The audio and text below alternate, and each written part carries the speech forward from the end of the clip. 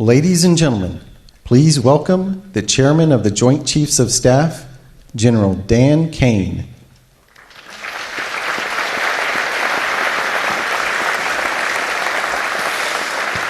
All right, generals, admirals, senior leaders, good morning. Wow, what a group here today. I will tell you that our enemies are terrified right now that we are all in the same room, and that is a true statement. Welcome everyone to Marine Corps Base Quantico and the first ever Key Leaders All Call. To the Commandant and all of the Marines that have made this event possible, thank you. This was no small feat to put this event together in short order, and I'm glad there's pull-up bars just outside. The SEALs in the corner out there are very happy about that. I regret to inform you there will not be a PT test after this event because I know you all would crush it. Last night I had the privilege of joining the Secretary and the Joint Chiefs in honoring 50 Gold Star families at the White House as the President, the First Lady, and our nation honored their loved ones' service and sacrifices. Teammates, it was a quiet and deeply meaningful event that reminded all of us that were lucky enough to be there of the serious and unforgiving nature of the business that we are in, fighting and winning our nation's wars. Leaders, we are living in dynamic and potentially dangerous times. Global risk is on the rise. Our adversaries are no longer aligning, they are aligned. And we must align with equal resolve and unity. Even as we strive for and seek peace, we must be prepared for war. Now, more than ever, it is vital that we hear from our civilian leaders, understand where they're taking the department and the joint force. And today we have the unprecedented opportunity and honor to hear directly from the Secretary of War and our Commander-in-Chief. Together, you and I and our civilian leaders have the honor of leading the finest military in the world. And we must seize every opportunity every day to prepare our joint force for the future. I am deeply humbled to serve with each and every one of you. And now it is my distinct honor to introduce our nation's Secretary of War, the Honorable Pete Hegseth.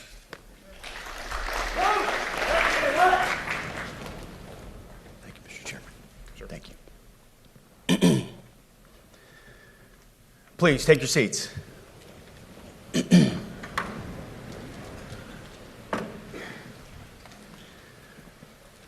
Well, Mr. Chairman, the Joint Chiefs, generals, admirals, commanders, officers, senior enlisted, NCOs, enlisted, and every member of our American military, good morning.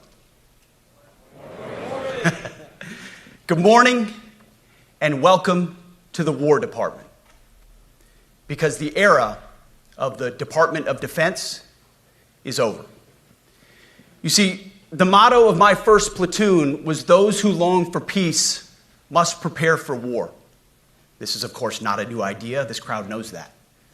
The origin dates to the 4th century Rome and has been repeated ever since, including by our first Commander-in-Chief, George Washington, the first leader of the War Department. It captures a simple yet profound truth.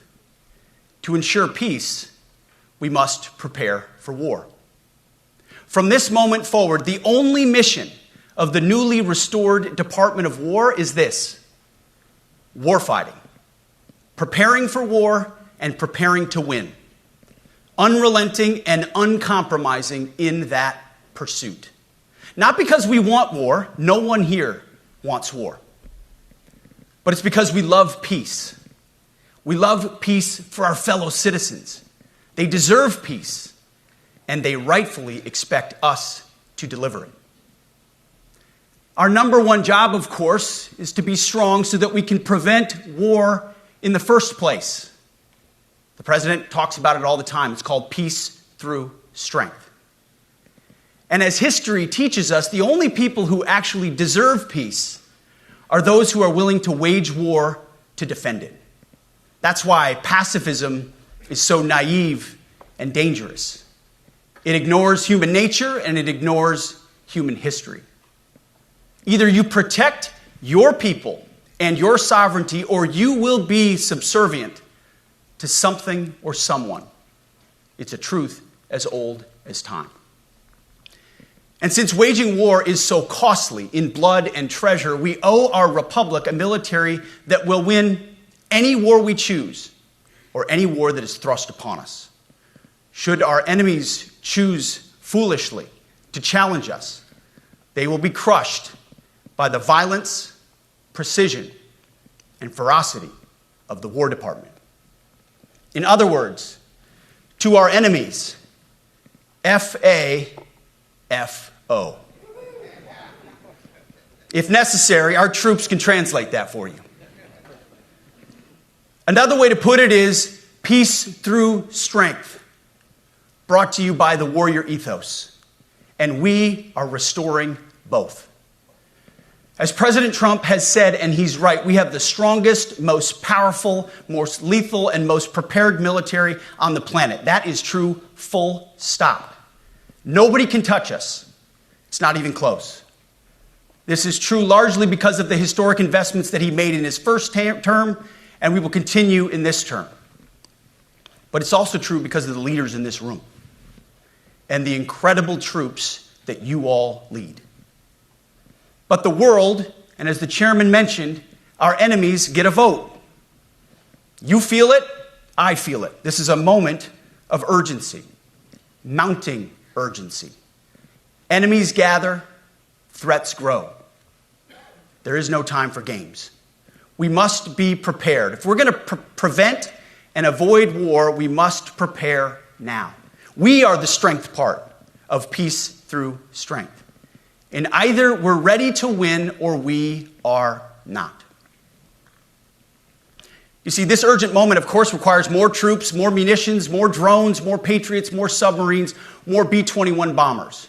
It requires more innovation, more AI in everything and ahead of the curve. More cyber effects, more counter-UAS, more space, more speed. America is the strongest, but we need to get stronger and quickly. The time is now, and the cause is urgent. The moment requires restoring and refocusing our defense industrial base, our shipbuilding industry, and onshoring all critical components. It requires, as President Trump has done, getting our allies and partners to step up and share the burden. America cannot do everything. The free world requires allies with real hard power, real military leadership, and real military capabilities. The War Department is tackling and prioritizing all of these things. And I'll be giving a speech next month that'll showcase the speed, innovation, and generational acquisition reforms we are undertaking urgently. Likewise, the nature of the threats we face in our hemisphere and in deterring China is another speech for another day, coming soon. This speech today, as I drink my coffee, this speech today is about people. And it's about culture. The topic today is about the nature of ourselves. Because no plan, no program, no reform, no formation will ultimately succeed unless we have the right people and the right culture at the War Department. If I've learned one core lesson in my 8 months in this job, it's that personnel is policy. Personnel is policy. The best way to take care of troops is to give them good leaders committed to the warfighting culture of the department. Not perfect leaders, good leaders. Competent, qualified, professional, agile, aggressive, innovative, risk-taking, apolitical, faithful to their oath and to the Constitution. Eugene Sledge, in his World War II memoir, wrote, quote, "War is brutish, inglorious, and a terrible waste. Combat leaves an indelible mark on those who are forced to endure it. The only redeeming factors are my comrades' incredible bravery and their devotion to each other. In combat, there are thousands of variables, as I learned in Iraq and Afghanistan, and as so many of you did in so many more places. Leaders can only control about 3 of them. You control how well you're trained, mostly how well you're equipped, and the last variable is how well you lead. After that, you're on your own. Our warfighters are entitled to be led by the best and most capable leaders. That is who we need you all to be. Even then, in combat, even if you do everything right, you may still lose people because the enemy always gets a vote.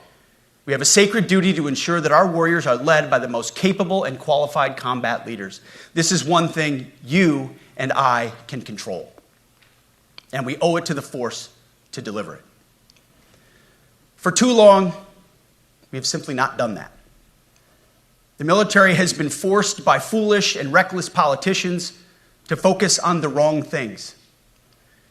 In many ways, this speech is about fixing decades of decay. Some of it obvious, some of it hidden. Or as the chairman has put it, we are clearing out the debris, removing the distractions, clearing the way for leaders to be leaders. You might say we're ending the war on warriors. I heard someone wrote a book about that. For too long, we've promoted too many uniformed leaders for the wrong reasons, based on their race, based on gender quotas, based on historic so-called firsts.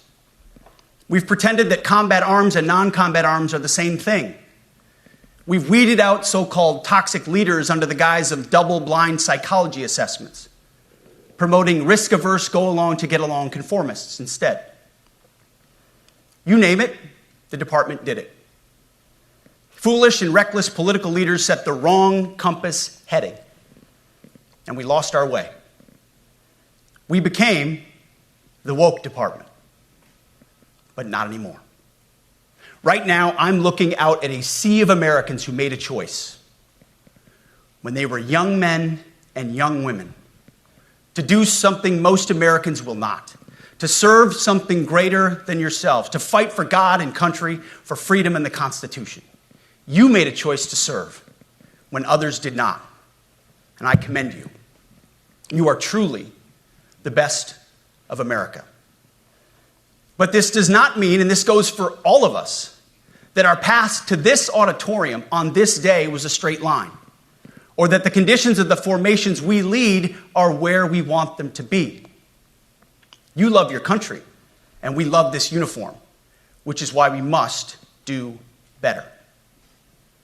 We just have to be honest. We have to say with our mouths what we see with our eyes, to just tell it like it is in plain English, to point out the obvious things right in front of us. That's what leaders must do.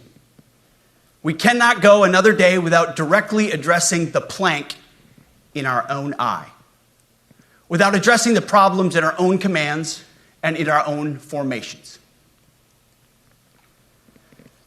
This administration has done a great deal from day one to remove the social justice, politically correct, and toxic ideological garbage that had infected our department, to rip out the politics. No more identity months, DEI offices, dudes in dresses. No more climate change worship.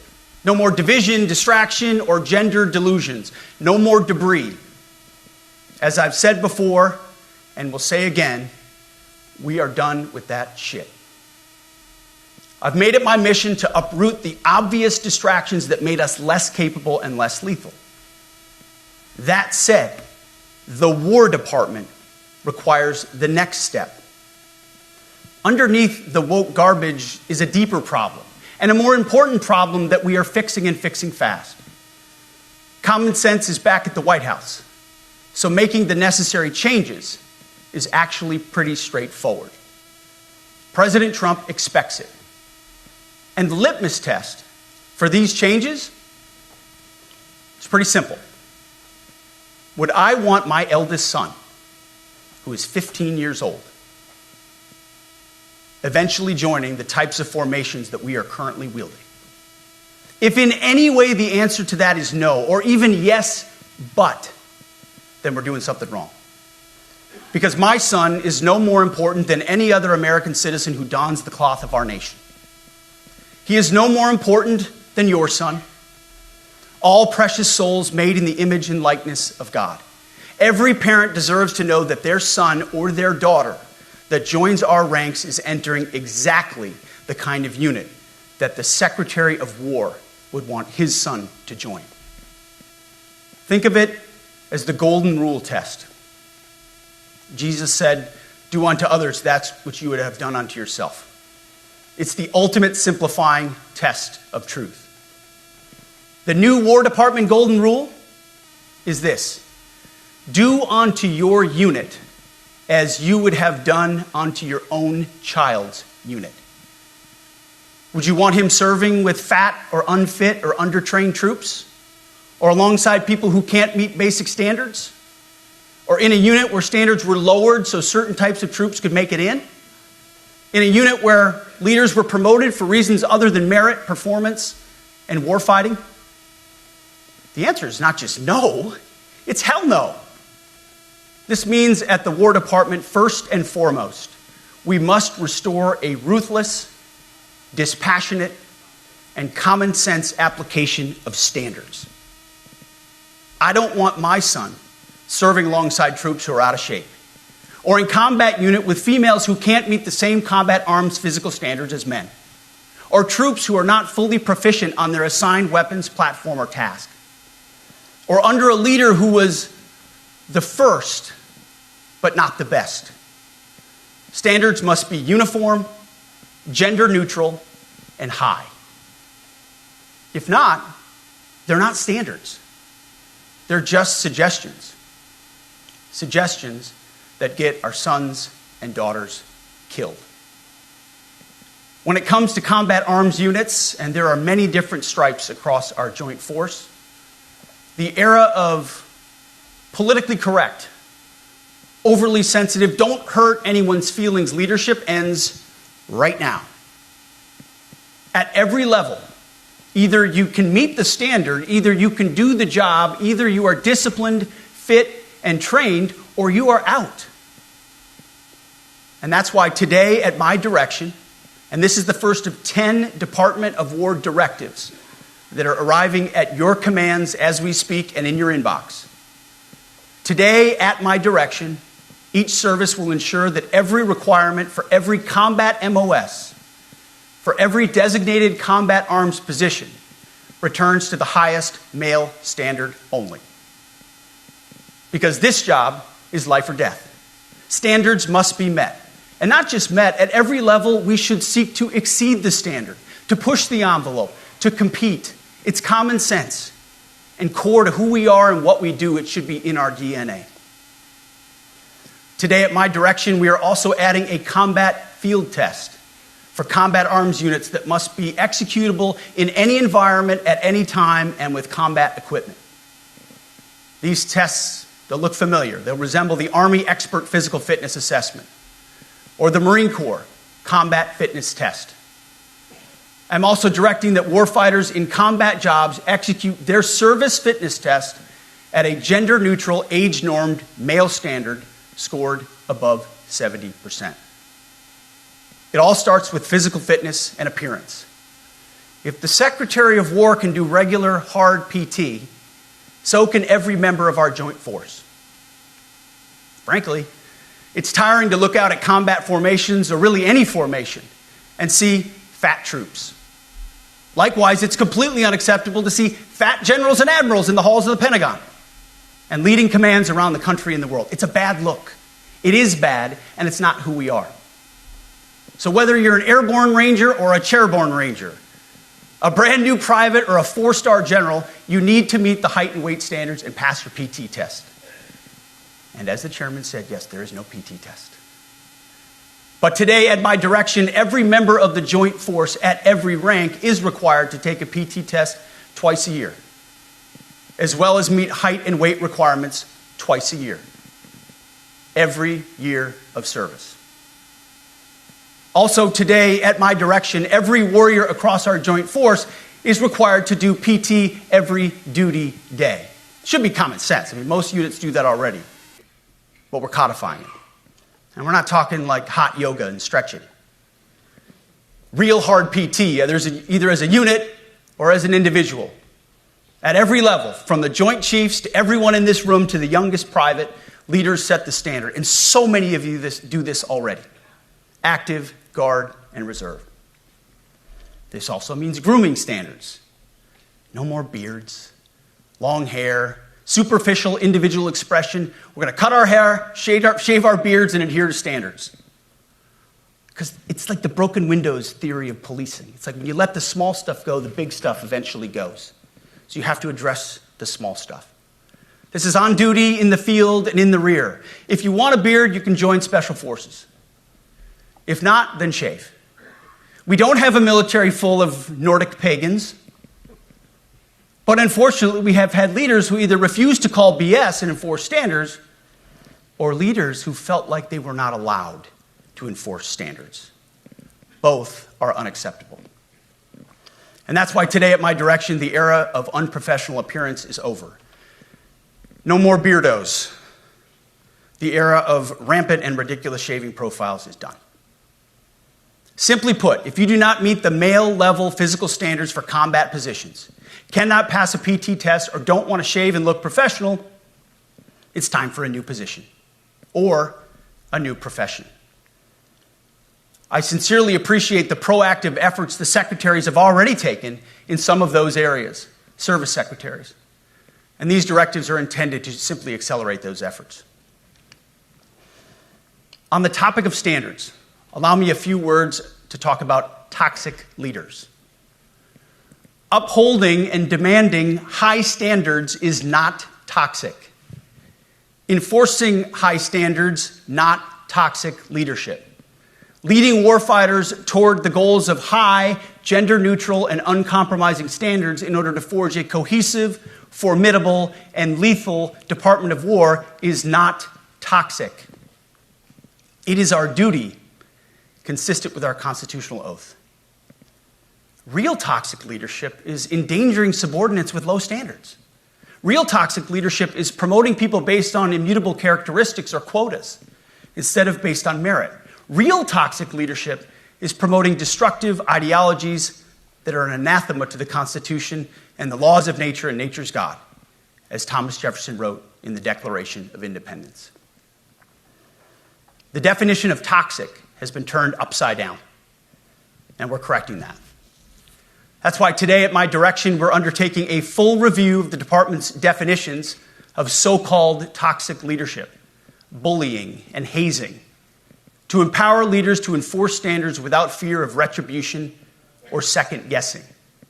Of course, you can't do like nasty bullying and hazing. We're talking about words like bullying and hazing and toxic. They've been weaponized and bastardized inside our formations, undercutting commanders and NCOs. No more. Setting, achieving, and maintaining high standards is what you all do. And if that makes me toxic, then so be it. Second, today at our direction, we're ensuring that every service, every unit, every schoolhouse, and every form of professional military education conduct an immediate review of their standards. Now, we've done this in many places already, but today it goes across the entire Department of War.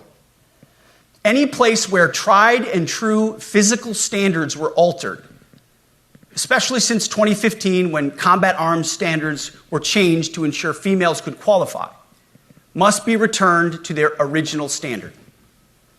Other standards have been manipulated to hit racial quotas as well, which is just as unacceptable. This too must end. Merit only. The president talks about it all the time, merit-based. Here are two basic frameworks I urge you to pursue in this process.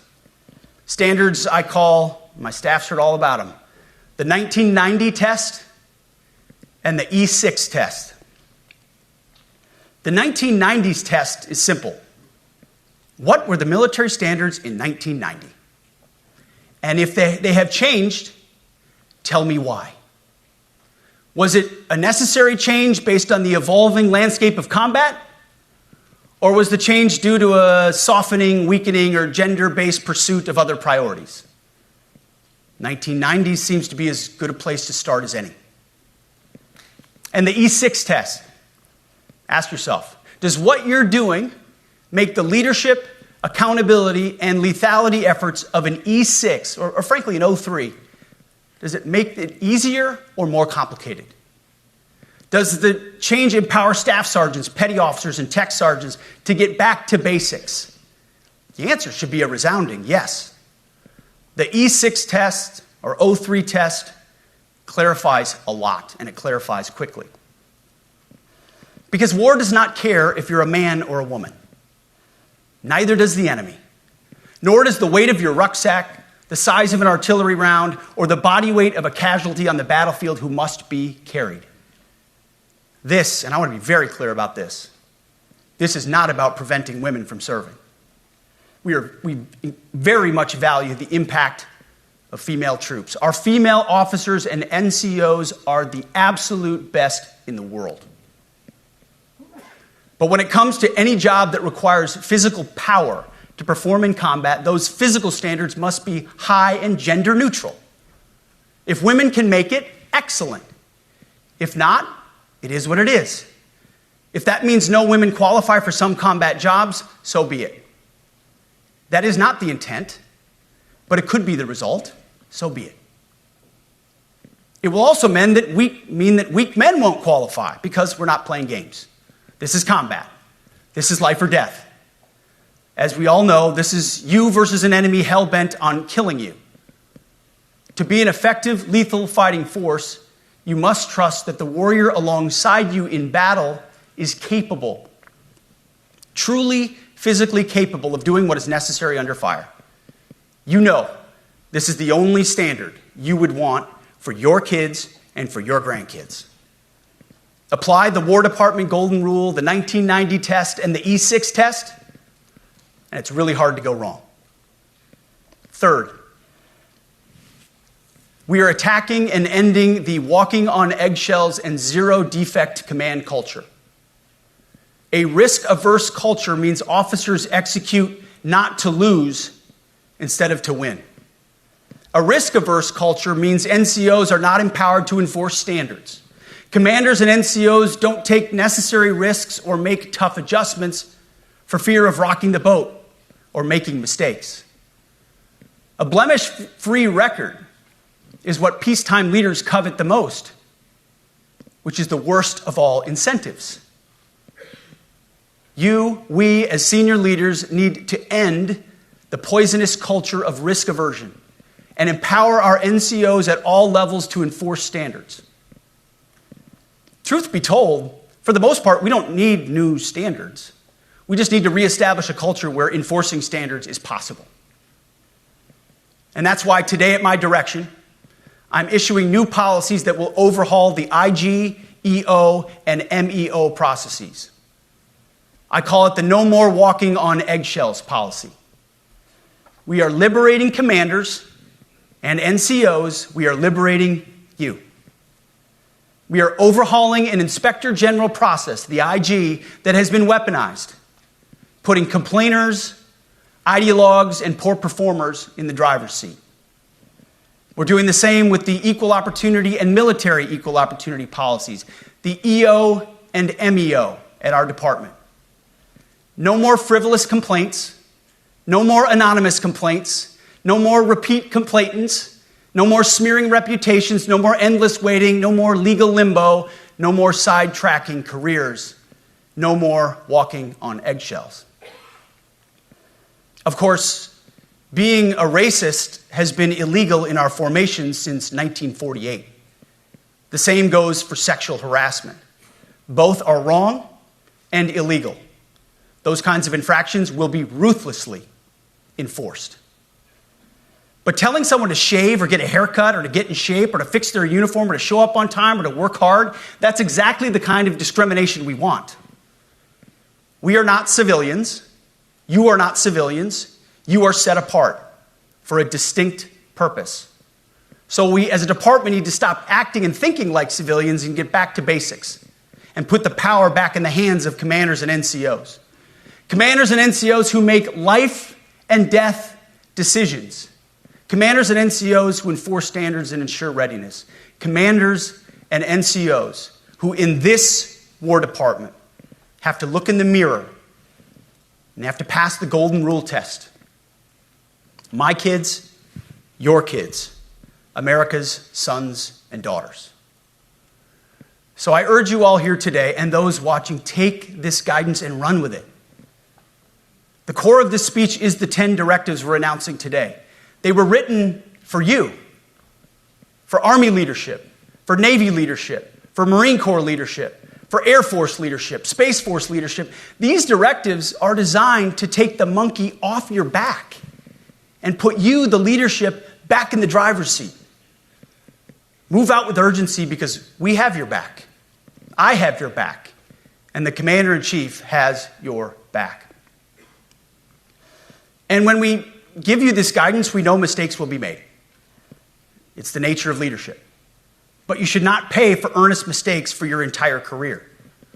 And that's why today, at my direction, we're making changes to the retention of adverse information on personnel records that will allow leaders with forgivable, earnest, or minor infractions to not be encumbered by those infractions in perpetuity.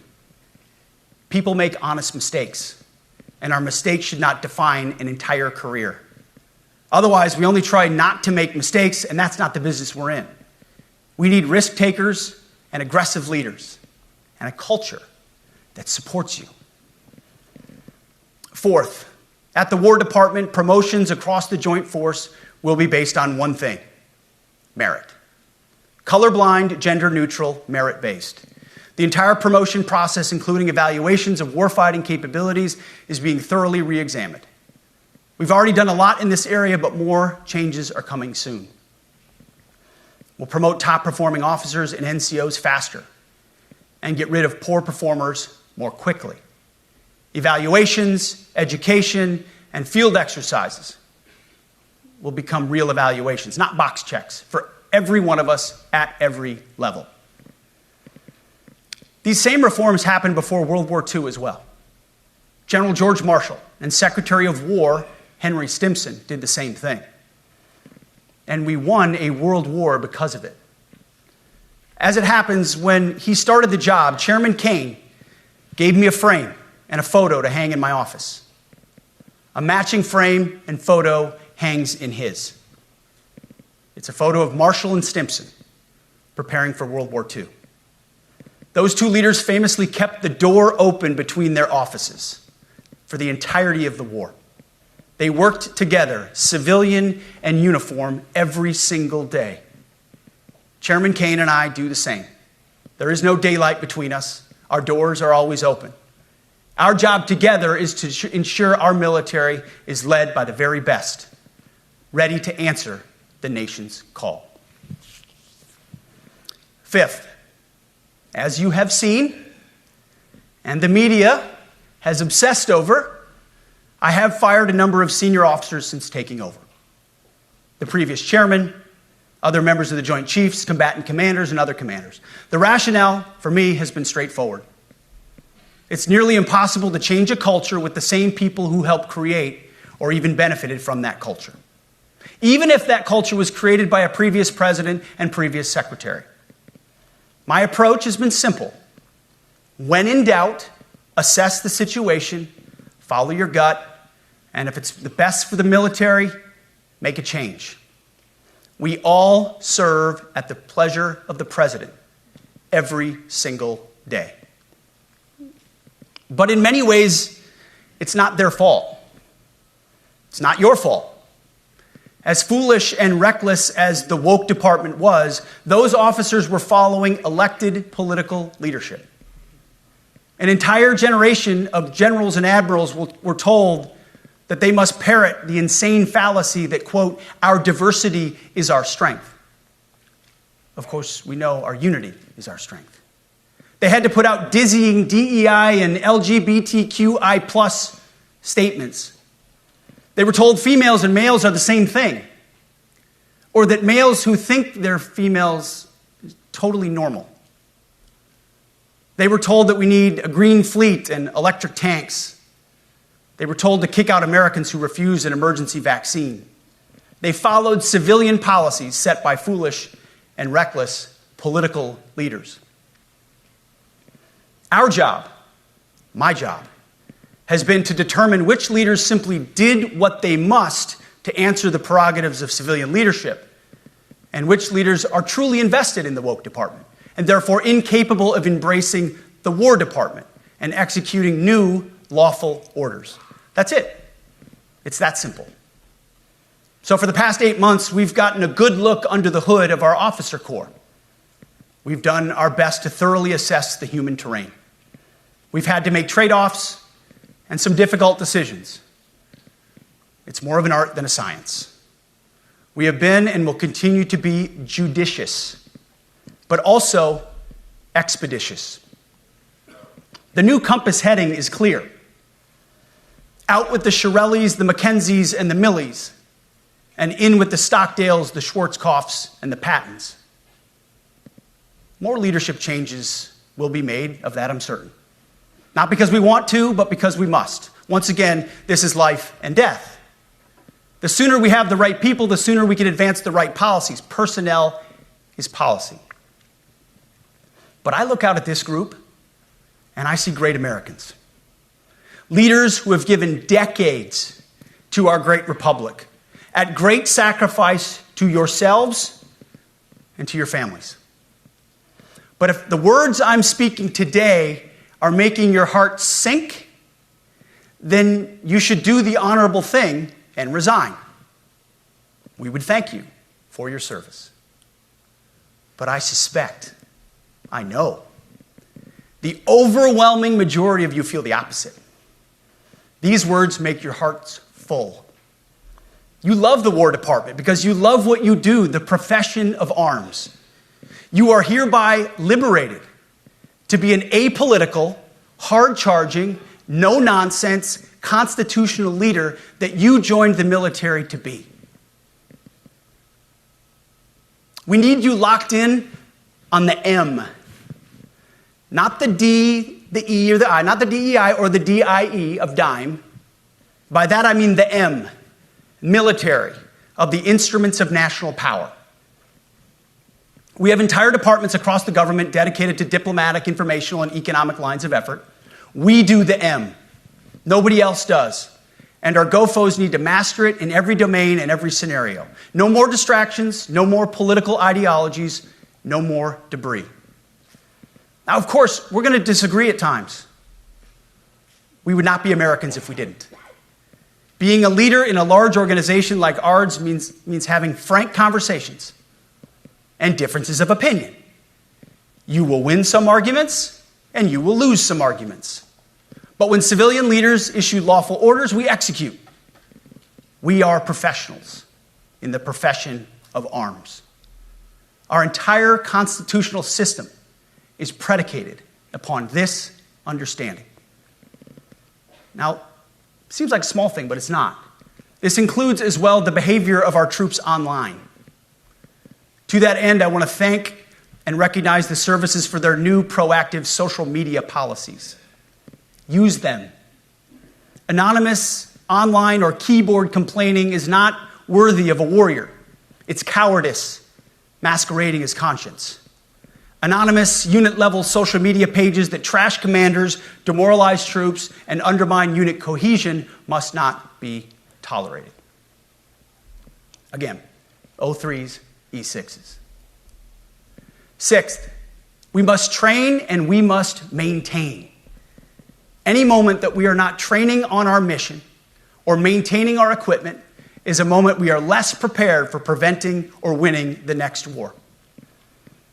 That is why today, at my direction, we are drastically reducing the ridiculous amount of mandatory training that individuals and units must execute.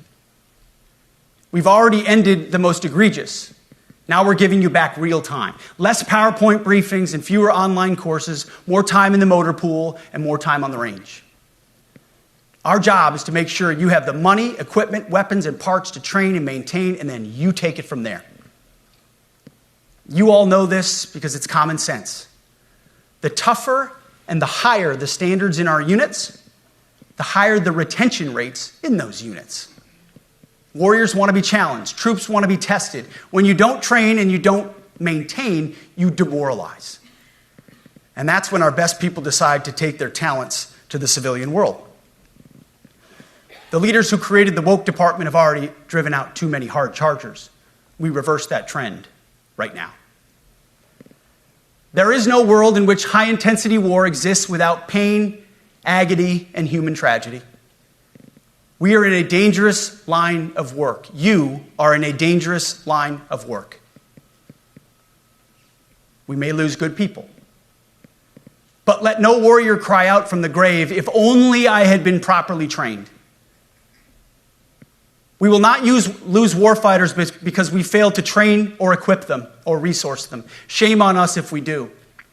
Train like your warriors' lives depend on it, because they do. To that point, basic training is being restored to what it should be: scary, tough, and disciplined. We're empowering drill sergeants to instill healthy fear in new recruits, ensuring that future warfighters are forged. Yes, they can shark attack, they can toss bunks, they can swear, and yes, they can put their hands on recruits. This does not mean they can be reckless or violate the law, but they can use tried and true methods to motivate new recruits, to make them the warriors they need to be. Back to basics at basic as well. Of course, and you know this, basic training is not where mission readiness should end. The nature of the evolving threat environment demands that everyone in every job must be ready to join the fight if needed. A core credo of the Marine Corps is every Marine a rifleman. It means that everyone, regardless of MOS, is proficient enough to engage an enemy threat at sea, in the air, or in a so-called rear area. We need to ensure that every member of our uniformed military maintains baseline proficiency in basic combat skills, especially because the next war, like the last, will likely not have a rear area. Finally, as President Trump rightly pointed out when he changed the department name, the United States has not won a major theater war since the name was changed to the Department of Defense in 1947. One conflict stands out in stark contrast: the Gulf War. Why? Well, there's a number of reasons, but it was a limited mission with overwhelming force and a clear end state. But why did we execute and win the Gulf War the way we did in 1991? There's two overwhelming reasons. One was President Ronald Reagan's military buildup gave an overwhelming advantage. And two, military and Pentagon leadership had previous formative battlefield experiences. The men who led this department during the Gulf War were mostly combat veterans of the Vietnam War. They said never again to mission creep or nebulous end states. The same holds true today. Our civilian and military leadership is chock full of veterans from Iraq and Afghanistan who say never again to nation building and nebulous end states. This clear-eyed view, all the way in the White House, combined with President Trump's military buildup, postures us for future victories if, and we will, and when we embrace the War Department. And we must. We are preparing every day. We have to be prepared for war, not for defense. We're training warriors, not defenders. We fight wars to win, not to defend. Defense is something you do all the time. It's inherently reactionary and can lead to overuse, overreach, and mission creep. War is something you do sparingly, on our own terms, and with clear aims. We fight to win. We unleash overwhelming and punishing violence on the enemy.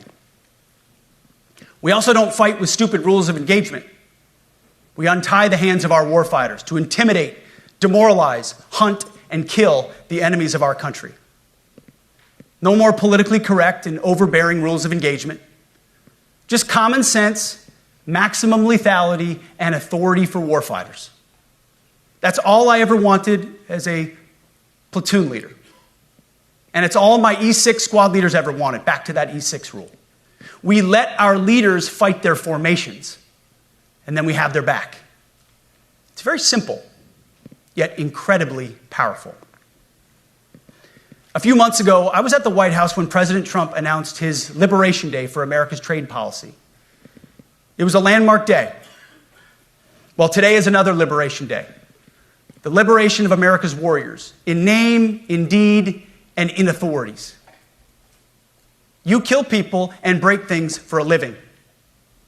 You are not politically correct and don't necessarily belong always in polite society. We are not an army of one. We are a joint force of millions of selfless Americans. We are warriors. We are purpose-built, not for fair weather, blue skies, or calm seas. We were built to load up in the back of helicopters, 5 tons, or Zodiacs in the dead of night, in fair weather or foul, to go to dangerous places, to find those who would do our nation harm, and deliver justice on behalf of the American people in close and brutal combat if necessary. You are different. We fight not because we hate what's in front of us. We fight because we love what's behind us. You see, the Ivy League faculty lounges will never understand us, and that's okay, because they could never do what you do.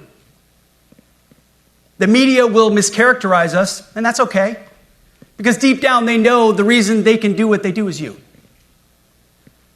In this profession, you feel comfortable inside the violence so that our citizens can live peacefully.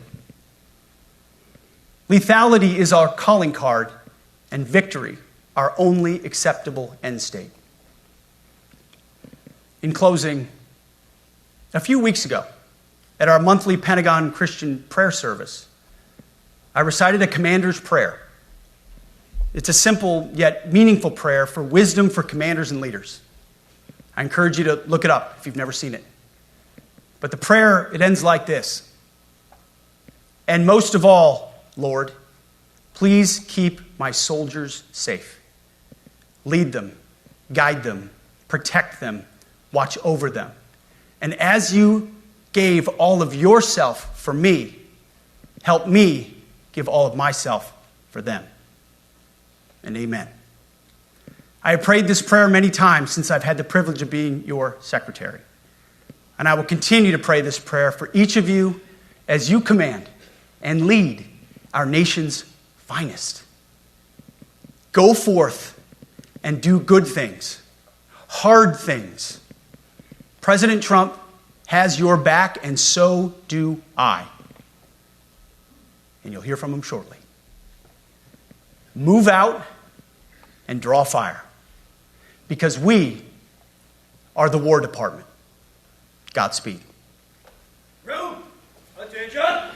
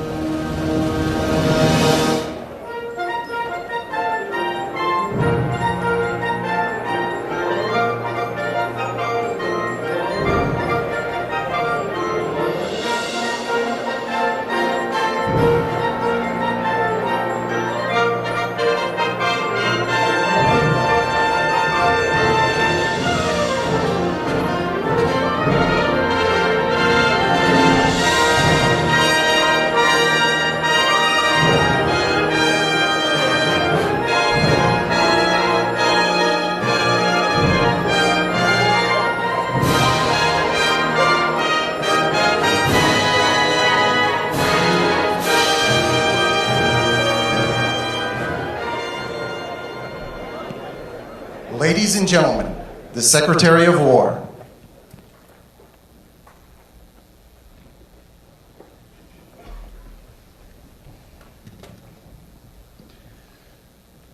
Well, you've heard from me, so now it's the main event, our Commander-in-Chief. I have the privilege every single day of watching him put America first, of ensuring that our warfighters have everything they need.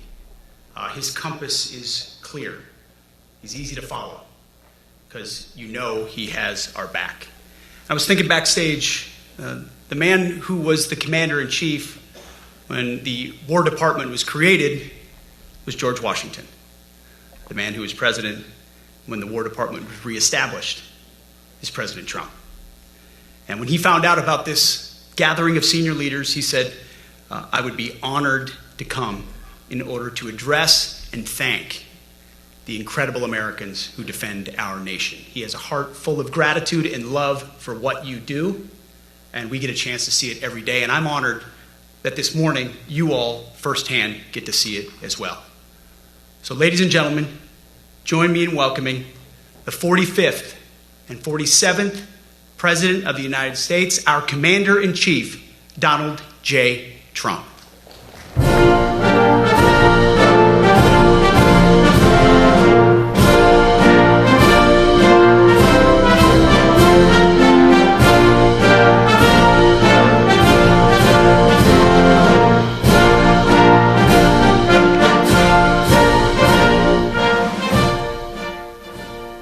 Thank you very much, Pete. Great job you're doing, too. Fantastic job. I've never walked into a room so silent before. This is very... Oh, don't laugh. You're not allowed to do that. You know what? Just have a good time. And if you want to applaud, you applaud. And if you want to do anything you want, you can do anything you want. And if you don't like what I'm saying, you can leave the room. Of course, there goes your rank. There goes your future. But you just feel nice and loose, okay? Because we're all on the same team. And I was told that, sir, you won't hear a murmur in the room. I said, we got to loosen these guys up a little bit. So you just have a good time. But I want to thank Secretary Hegseth and General Kane, General Raisin Kane for a reason, they call him that. When I heard his name, I said, you're the guy I'm looking for. The Joint Chiefs of Staff and so many others in this room who together represent the greatest and most elite fighting force in the history of the world, the United States military. We're very proud of our military. I rebuilt the military during my first term. It's one of the greatest achievements. We had the greatest economy in history, and I built the military. Those are the two things I say more than anything else. And I also kept us safe at the borders. We had very good borders. We didn't have people coming in from jails and prisons and everything like took place over the last 4 years. They'll never forget what happened to this country over the last 4 years with the incompetence. There could be no higher honor than to serve as your Commander-in-Chief. It is a great honor. I look at you, you're just incredible people. Central casting, I might add. To each and every one of you, I thank you for your unwavering devotion to the armed forces and to the country that we've all sworn a sacred oath to defend. We all have that oath, every one of us. I'm thrilled to be here this morning to address the senior leadership of what is once again known around the world as the Department of War. I know Pete spoke about it. He gave a great speech, I thought. Great speech. I don't want him to get so good. I hate that. You know? No, I hate it. I almost fired him. I said, you can't, I don't want to go on after that. No, he gave a great speech, but he talked about Department of War. We were sitting there. I said, didn't it used to be called the Department of War? And he goes, yes, sir. They changed it like in the early 50s. So we won the First World War. We won the Second World War. We won everything in between and everything before that. We only won. And then we went, in a way, woke. That was probably the first sign of wokeness. And we changed it to defense instead of war. And I said, what do you think? How do you think if we changed it back? Would that be a nice idea? And Pete loved it immediately. Some people thought about it. You know, they gave it a little thought. But in the end, we did it. And I have to be honest, it's so popular. I thought it would be met with fury on the left. But they're sort of giving up, I must be honest with you. They've had it. They've had it with Trump. They've been after me for so many years now. Here we are. Here we are. Come to the White House anytime you'd like. No, they've given up. They're bad, a lot of bad people. But all over, that's been so popular. It's been very popular. I really thought that we were going to have to sort of fight it through. There's been no fight. There's been no fight. Like what I called the Gulf of America, the Gulf of America, because to me it was always the Gulf of America. I could never understand. We have 92% of the frontage, and for years, actually 350 years, they were there before us. It was called the Gulf of Mexico. I just had this idea. I'm looking at a map, I'm saying, we have most of the frontage. Why is it Gulf of Mexico? Why isn't it the Gulf of America? And I made the change, and it went smoothly. I mean, we had a couple of fake news outlets that refused to make the change. And then one of them, AP, took us to court, and we won. And the judge, who was a somewhat liberal judge, said, the name is the Gulf of America, because AP refused to call it the Gulf of America. They wrote, they're not a good outfit, by the way. They call it the Gulf of Mexico. I said, no, the Gulf of America is the name. And the judge actually said that, in fact, you can't even go into the room because what you're doing is not appropriate. The name is the Gulf of America. Google Maps changed the name. Everybody did, but AP wouldn't. And then we won in court. How about that? Isn't that so cool? The Secretary Hegseth beautifully described the name change reflects far more than the shift in branding. It's really a historic reassertion of our purpose and our identity and our pride. That's when we go with the word war. And we want war because we want to have no wars, but you have to be there, and sometimes you have to do it. I have settled so many wars since we're here. We're here almost 9 months, and I've settled 7, and yesterday we might have settled the biggest of them all, although I don't know. Pakistan, India was very big. Both nuclear powers, I settled that. But yesterday could be the settlement in the Middle East. That hasn't happened for 3,000 years. I said, how long have you been fighting? 3,000 years, sir. That's a long time. But we got it, I think, settled. We'll see. Hamas has to agree. And if they don't, it's going to be very tough on them. But it is what it is. But all of the Arab nations, Muslim nations have agreed. Israel has agreed. It's an amazing thing. It just came together. War is very strange, you never know what's going to happen with war. The easiest one of them all is Putin. I said, number one, it's a war that would have never happened if I were president, if the election weren't rigged. If I were president, that war would have never happened, not even a little chance. And it didn't happen for 4 years. But I knew Putin very well, and I thought that would be easy because I know him so well. Well, that one turned out to be the hardest of them all. We had some that were not settlable, and they all got settled. So if this works out, that we did yesterday with the Middle East, then that's more than a war. That's lots of wars. That's all combined. That's a lot of wars. Many of you were over there in many different capacities in many different countries. That's a big part of the earth. But if that works out, it would be 8+. I could give myself 2 or 3 for that one. And then we just have the one to settle. We have to settle it up with President Putin. And Zelensky, got to get them together and get it done. But the only way we can do that is through strength. I mean, if we were weak, they wouldn't even take my phone call. But we have extreme strength. We had the horror show in Afghanistan, which is really the reason I think that Putin went in. He saw that horror show by Biden and his team of incompetent people.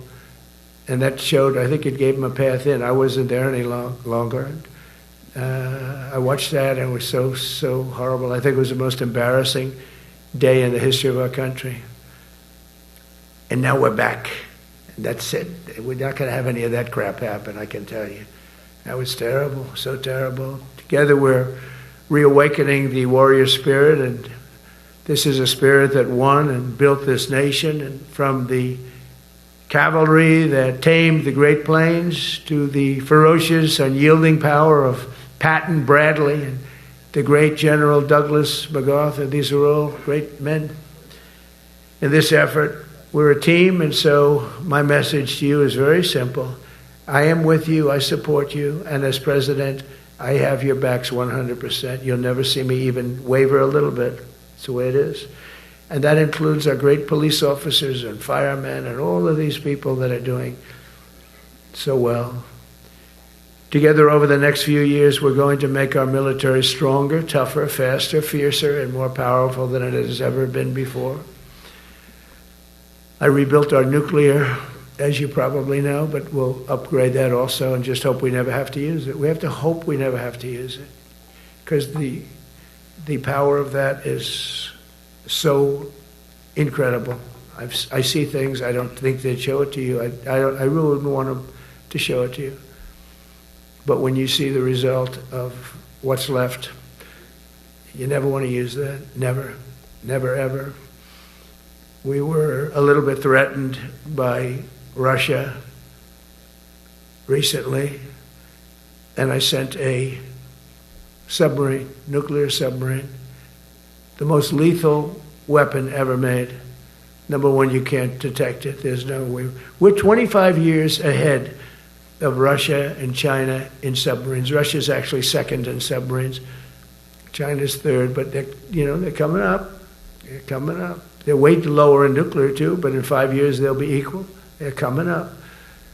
And you don't have to be that good with nuclear. You could have 1/20th what you have now and still do the damage that would be, that'd be so horrendous. But I announced that, based on his mention of nuclear, and it was really a stupid person that works for him mentioned the word nuclear, I moved a submarine or two, I won't say about the two, over to the coast of Russia, just to be careful, because we can't let people throw around that word. I call it the N-word. There are two N-words, and you can't use either of them. You can't use either of them. And frankly, if it does get to use, we have more than anybody else. We have better, we have newer, but it's something we don't ever want to even have to think about. But when somebody mentions it, that submarine started immediately thereafter. And it's just lurking, but I'm sure we're not going to have to use it. But it's an amazing, it's undetectable, totally. Ours is, theirs isn't. Theirs are totally detectable. We can detect them easily. We go right to the spot. But we have genius apparatus that doesn't allow detection. It doesn't allow detection at all by anybody above water or below water. It's incredible. We're way ahead of everybody in that, and other things. As a result of the exciting renewal of the spirit of our armed forces, and that's what it is. It's really reaching that spirit, unprecedented heights. Over the past 8 months, new enlistments, I'm so proud of this, have surged to record highs, the highest we've ever had. And we used to have recruiting shortages. If you remember, about a year and a half ago, I was at the beginning stage of a campaign, and things came out that you couldn't get people to join the armed forces. And by the way, the police also. Fire department. I always put the fire department in because they're great. They're great. And I got 95% of their vote, too. That helps. When you get 95% of their vote, you always have to mention them. But they're great. And they're brave in our inner cities, which we're going to be talking about, because it's a big part of war now. It's a big part of war. But the firemen go up in ladders, and you have people shooting at them while they're up in ladders. I don't even know if anybody heard that. And I said, don't talk about it much, but I think you have to. Our firemen are incredible. They're up in one of these ladders that goes way up to the sky, rescuing people, and you have animals shooting at them, shooting bullets at firemen that are way up in death territory. You fall off that ladder, it's over. It's over. They don't even have to inspect you when you hit the ground. And you have people shooting bullets at them in some of these inner cities. We're not going to let that happen.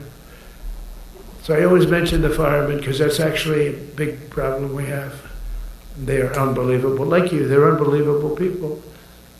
For the first time on record in 2025, the Navy, Air Force, and Space Force all met or surpassed their recruiting goals 3 months early. That never happened before. And the Army did even better. Congratulations, Army. They met everything. And these were the highest standards because we're making it larger. So these were much higher standards than you had 4 years ago, 3 years ago, during the Sleepy Joe Biden era. And the Army did it 4 months early. And you remember, a year and a half ago, they said the big story is that we're way behind with the Army, Air Force, the Navy, the Marines. We're way behind, Coast Guard. And even Space Force. I love Space Force because that was my creation. You know, when you create something, I love it. And the people we put in there were good. I got that right. We put in great people initially, and we've really dominated. We really dominate in that sphere now. We were way behind China and Russia, and now we dominate. Space Force turned out to be a very important thing. I said from the beginning, you know, when Biden came into office, he wanted to terminate it. He said, and this thing called Space Force, so we could get rid of that. And he got hammered by the people in this room for even suggesting it, because it's very important, one of the most important. And as time goes by, it'll get more and more important. But we're now at 106% of our recruiting targets for the year, and that's the best in far more than a generation. And for the Marines, morale is so strong that the Marine Corps will meet its 2026 retention targets before the end of October, which never happens. And that's the earliest it's ever happened in the history of our country. And it makes you feel good, you know. I felt guilty. I'd go make a speech in front of never people like you. You are the leaders. But people, soldiers. And I felt embarrassed because there'd be stories about, you know, we couldn't fill up our Army, Navy, Air Force. We couldn't fill them up. And it was headlines. It was during Biden's 4 years. The auto pen. I call them the auto pen. It's, how would you like to have your thing signed by an auto pen? You know, when I have a general and I have to sign for a general because we have beautiful paper, the gorgeous paper, I said, throw a little more gold on it. They deserve it. I want the A paper, not the D paper. We used to sign a piece of garbage. I said, this man's going to be a general, right? Yeah. I don't want to use this. I want to use the big, beautiful, firm paper. I want to use the real gold writing when you talk about the position, and they're beautiful. And, but how would you like to have that where some kid sitting in the back office is having it signed with an auto pen? I thought about it, and I thought about you people first, admirals, generals.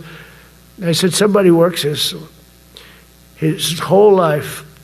He gets into maybe the academies or wherever, but however you got there, and you go through years of work, and now you become an admiral or a general or whatever. And when you do, the President of the United States signs your commission, as you know, and that commission is beautifully displayed. And I sign it. Actually, I love my signature. I really do. Everyone loves my signature. But I signed it very proudly, and I always think to myself, how can you have an auto pen sign this? It's just so disrespectful. To me, it's just totally disrespectful. And it turned out that almost everything he did was signed by auto pen, except for when he gave his son, Hunter, pardon. He signed that one. And that's actually the worst signature I've ever seen. That was the bad. The auto pen looks much better.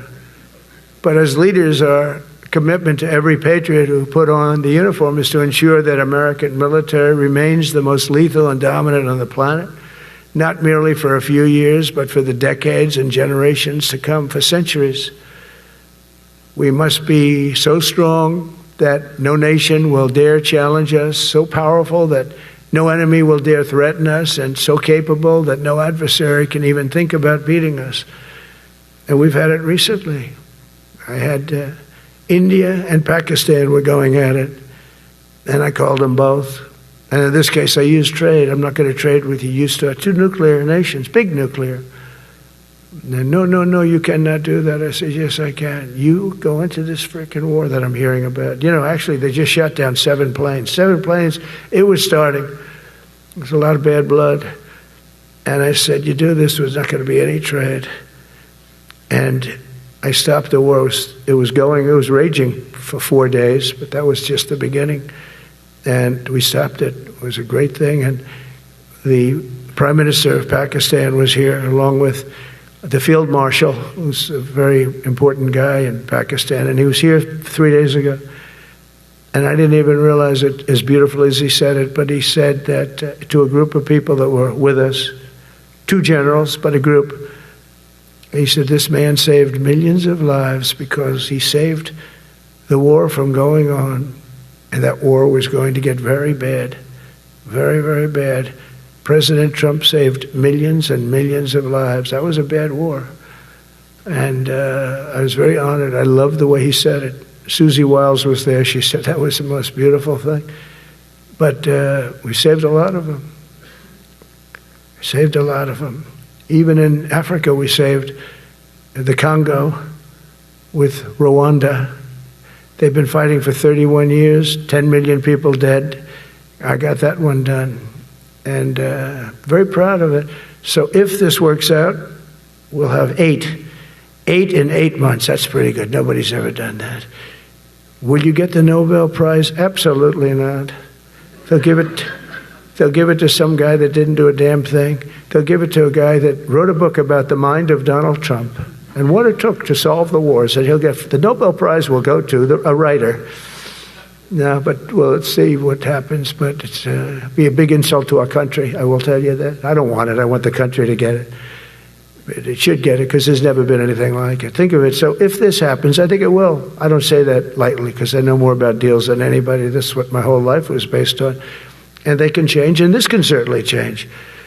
But we have just about everybody. We have one signature that we need, and that signature will pay in hell if they don't sign. I hope they sign for their own good and we create something really great. But to have done 8 of them is just like such an honor. And then we have Putin and Zelensky. The easiest one of them all. I said, that one I'll get done. I thought that was going to be first. The other was much harder, some of them. Azerbaijan this was going on for 36 years. They said, it's not solvable, sir. Don't do it. I said, I will do it. I will do it. And I got on the phone with the 2 countries. They were great. They were great. I knew immediately. I knew as soon as I started talking to them, we're going to solve that war. And we did. Now they're so happy. Now they're friends. One said he's been president for 32 years, 22 years. He said, for 22 years, I did nothing but kill his people. They were in the room together at the Oval Office. And they started off spread like this. I have the beautiful Resolute desk. And one was here, and one was here. You couldn't get further away. That's the furthest I've ever seen 2 people in front of me. And as the hour went by, they got closer, closer, closer. And at the end of the hour, we had it done. And they hugged and hugged and hugged. And I said, that's so nice, and you're going to remain friends. And I spoke to them, one of them the other day. He said, no, he's now my friend. But for 22 years, he's been the head of Azerbaijan for 22 years. And the other guy, great guy too, 7. And that war, that was a war that was not solvable. He said for 7 years. The other one said for 22 years. All I did was kill his people. That's all I've done. I said, well, we're going to put a stop to that. So we solved that. So it's a great thing. It's a great feeling. You're saving Kosovo and Serbia. You're saving so many lives doing this if you can do it. But our people deserve nothing less than the very best, and we're never going to let them down. And if we can solve wars instead of you having to fight wars, wouldn't that be wonderful, right? Wouldn't that be wonderful? That's why one of the first executive orders I signed upon taking office was to restore the principle of merit. That's the most important word, other than the word tariff. I love tariffs. Most beautiful word. But I'm not allowed to say that anymore. I said tariff is my favorite word. I love the word tariff. We're becoming rich as hell. We have a big case in front of the Supreme Court, but I can't imagine. Because this is what other nations have done to us. And we have, great legal grounds. But you still have a case. It would be very bad if something happened. But I said, my favorite word in the English dictionary is the word tariff. And people thought that was strange. And the fake news came over and they really hit me hard on it. They said, what about love? What about religion? What about God? What about wife, family? I got killed when I said tariff is my favorite word. So I changed it. It's now my 5th favorite word. And I'm okay with that. I'm okay with that. But they hit me hard. But it is. I mean, when you look at, we've taken in trillions of dollars. We're rich again. And there'll never be, when we finish this out, there'll never be any wealth like what we have. Other countries were taking advantage of us for years and years. You know that better than anybody. And now we're treating them fairly. But the money coming in is, we've never seen anything like it. The other day they had $31 billion that they found, $31 billion. So we found $31 billion and we're not sure from where it came. A gentleman came in, a financial guy. I said, well, what does that mean? He said, we don't know where it came. I said, check the tariff shelf. No, sir, the tariffs haven't started in that sector yet. I said, yes, they have. They started 7 weeks ago. Check it. Comes back 20 minutes later. Sir, you're right. It came from tariffs. $31 billion. That's enough to buy a lot of battleships, Admiral, to use an old term. I think we should maybe start thinking about battleships, by the way. You know, we have a Secretary of the Navy. He came to me because I look at the Iowa out in California, and I look at different ships, the old pictures. I used to watch Victory at Sea. I love Victory at Sea. Look at these admirals. It's got to be your all-time in black and white. And I look at those ships. They came with the destroyers alongside of them, and man, nothing was going to stop. They were 20 deep, and they were in a straight line, and there was nothing going to stop them. And we actually talk about, you know, those ships. Some people would say, no, that's old technology. I don't know. I don't think it's old technology when you look at those guns. But it's something we're actually considering, the concept of battleship. Nice 6-inch sides, solid steel, not aluminum that melts if it looks at a missile coming at it. Starts melting as the missile's about 2 miles away. Now, those ships, they don't make them that way anymore. But you look at it, and your secretary likes it, and I'm sort of open to it. And bullets are a lot less expensive than missiles. A lot of reasons. I should take a vote, but I'm afraid to take that vote because I may get voted out on that one. But I tell you, it's something we're seriously considering. There were powers. There were big powers. They were just about as mean and scary as you could be. And so we're looking at that. One of the biggest cases that we won was the decision of the United States Supreme Court to allow us to proceed on the word merit.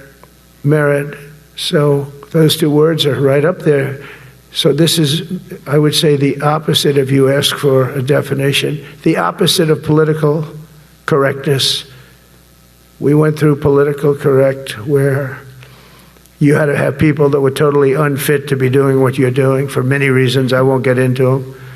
But for many reasons, they were unfit. Now, it's all based on merit. That was such an unbelievable decision. I didn't expect we were going to win that one. We went in. We said we need it. We went in for colleges, you know, where kids with a C average are getting into the best colleges, and the kids with A averages won't get in. And kids with the highest boards and the highest marks and the best marks couldn't get into the best schools. And people that had not good boards and not very good marks, I mean, okay, but nothing special, they were getting into our best colleges. I said, this is just crazy. You can't run a country like this. And it was lingering for years, and it got to the Supreme Court, and we won that decision. Merit, everything's based on merit. You're all based on merit. We're not going to have somebody taking your place for political reasons because they are politically correct, and you're not. We take the people that are going to do the best job. That's all. It's very simple. And that's the way our country was built. We were built on merit. We got away from it for a long time. And everyone understands it. And it was done. It was approved. I give great credit to the Supreme Court because I thought they had tremendous courage. I didn't think they'd do that. That was tremendous. I give them maybe for that decision almost more than anything because it's a hard decision to make. It's really hard. The apparatus of our country was not set up for merit. It was set up for political correctness. And you can never be great if you're going to do that. And we're going to be greater than we ever were before. We're bringing back a focus on fitness, ability, character, and strength. And It's because the purposes of American military is not to protect anyone's feelings. It's to protect our republic, and it's the republic that we dearly love. It's to protect our country. We will not be politically correct when it comes to defending American freedom, and we will be a fighting and winning machine. We want to fight, we want to win, and we want to fight as little as possible. You have to count on people like me to keep you out of wars, because we don't want to go into wars. Many of the wars that I just told you about, we could have entered those wars and settled them in a different way, lose a lot of our troops. And we could have settled them, I guess, differently. Maybe not, actually. Actually, you might not have been able to settle them. We just would have been in the middle of a lot of firepower. But when we do need it, you're going to be so ready. And you know it. But very importantly, with that goal in mind, I've committed to spending over $1 trillion on our military in 2026, and that's the most in the history of our country. $1 trillion, that's a lot of money. I hope you like that. Ma'ams and sirs, I hope you like it. That's a hell of a lot of money. We have the best of everything. Every branch is seeing major investments, and as I announced in the Oval Office in March, we are rapidly moving forward with the first ever 6th generation fighter jet. I didn't name it. I did not name it. Boeing came in and they said, "Sir, this is our submittal. It's the greatest fighting jet ever done." And you know, they're testing all these planes, all the companies are testing, and this one tested like through the roof. And they said, "We'd like to name it the F-47.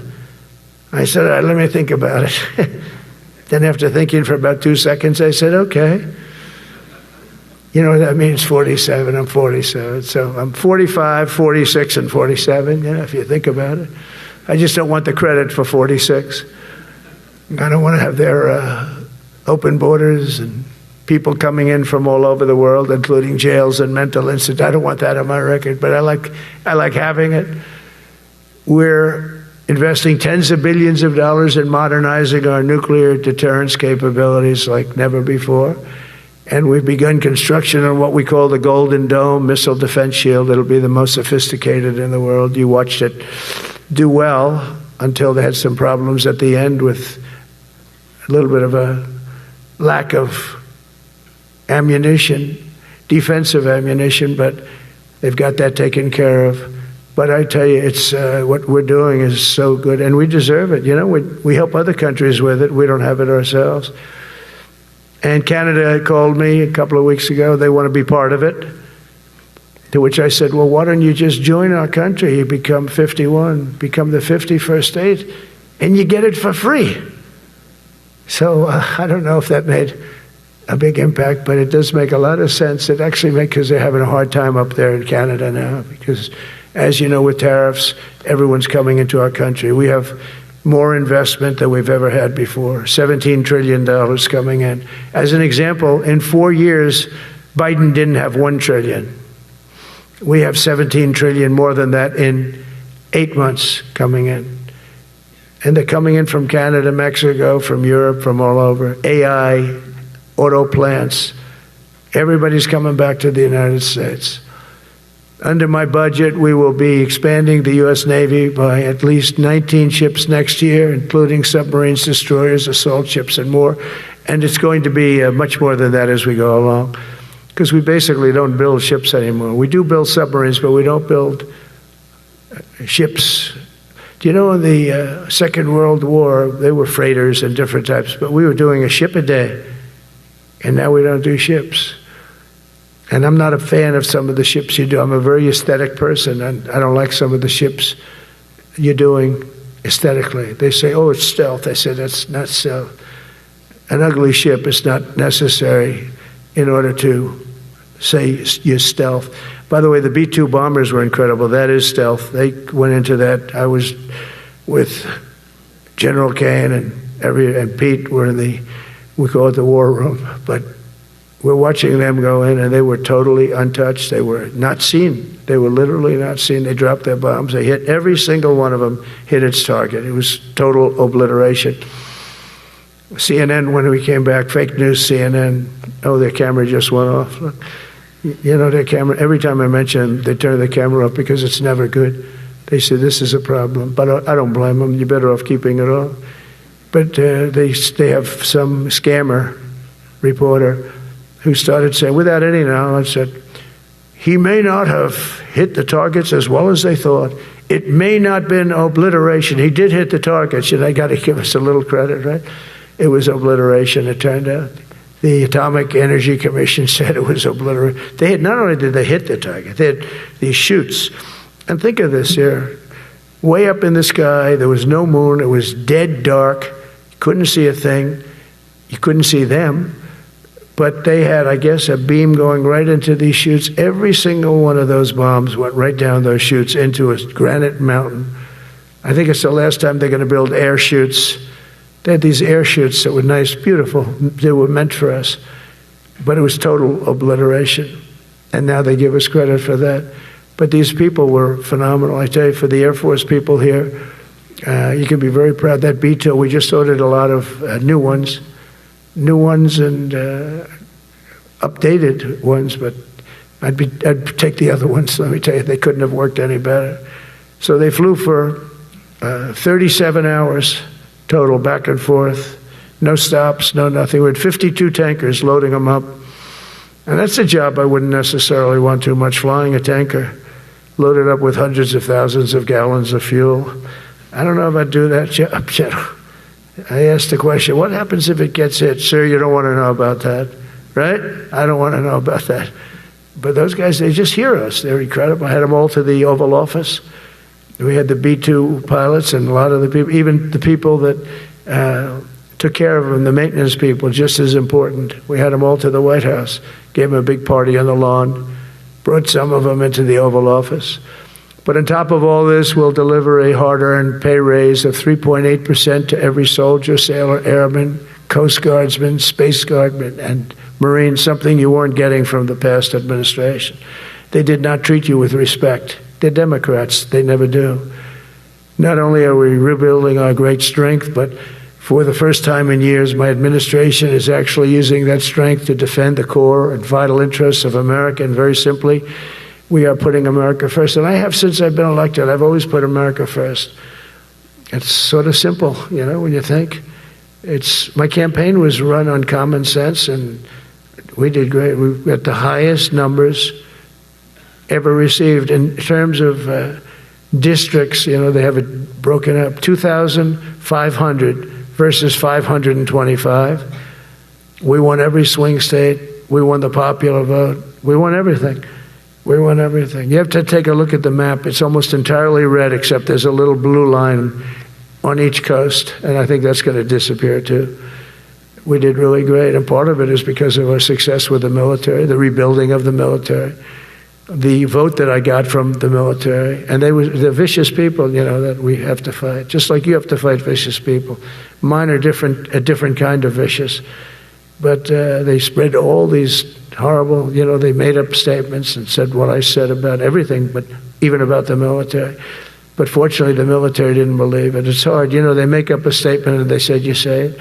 We had 25 people that said he never said that. 25. We had 25 affidavits. And they said, well, we're going with it anyway. You know, these sleazebags.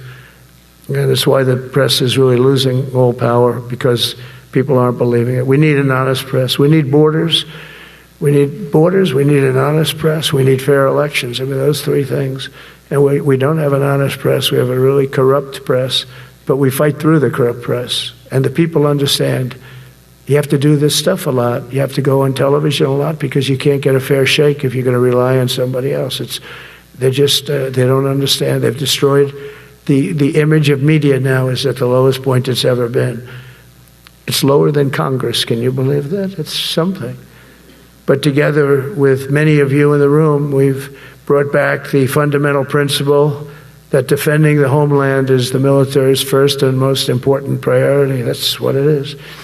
Only in recent decades did politicians somehow come to believe that our job is to police the far reaches of Kenya and Somalia, while America is under invasion from within. We're under invasion from within. No different than a foreign enemy but more difficult in many ways because they don't wear uniforms. At least when they're wearing a uniform, you can take them out. These people don't have uniforms. But we are under invasion from within. We're stopping it very quickly. After spending trillions of dollars defending the borders of foreign countries, with your help, we're defending the borders of our country from now on. We're not going to let this happen. Biden let people come in from prisons, mental institutions, drug dealers, murderers. You know, we had 11,488 murderers allowed into our country by this guy who had no clue. He had no clue. He shouldn't have been there in the first place, but he had no clue. The people that ran the office, the White House, were people that surrounded him, radical left lunatics that are brilliant people, but dumb as hell when it came to policy and common sense. And they allowed people from all over the world, from the Congo. They opened up prisons in the Congo. They came into our country totally unmatched, unvetted, unchecked. And from all over, South America, not just South America. You know, you think South America, no, but from all over. A lot came in from Venezuela. Venezuela emptied its prison population into our country. That's why they have Tren de Aragua, one of the worst gangs ever. But we took care of them. We took good, strong care of them. And I just want to thank the National Guard in Washington, D.C. It's embarrassing to say this. Now I can say it because we solved it. But Washington, D.C. was the most unsafe, most dangerous city in the United States of America. And to a large extent, beyond. And beyond that. You go to Afghanistan, they didn't have anything like that. You go to countries that you would think there's problems, they didn't have that. And now Washington, D.C., after 12 days of serious, serious intensity, we took out 1,700 career criminals.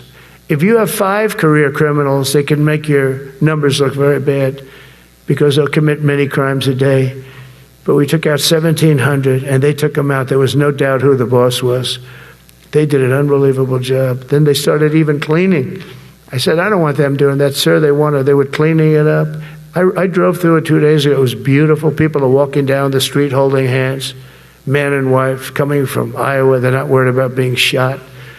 Washington, D.C. is now a safe city. In fact, I went out to dinner with my crew. I haven't done that. In theory, I wouldn't do it.